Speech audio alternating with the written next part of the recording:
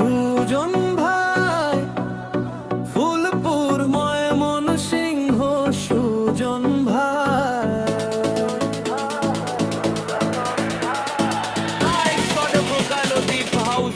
নতুন অংশ দিন রাত খেটে মরি প্রবাসেরই মতো, গার্মেন্টস ছুটি হয়ে যাব বাড়িতে আবার। তো কতদিন দেখি না মায়ের ওই মিষ্টি হাসা, সবার সাথে ঈদ করব মনে অনেক আশা।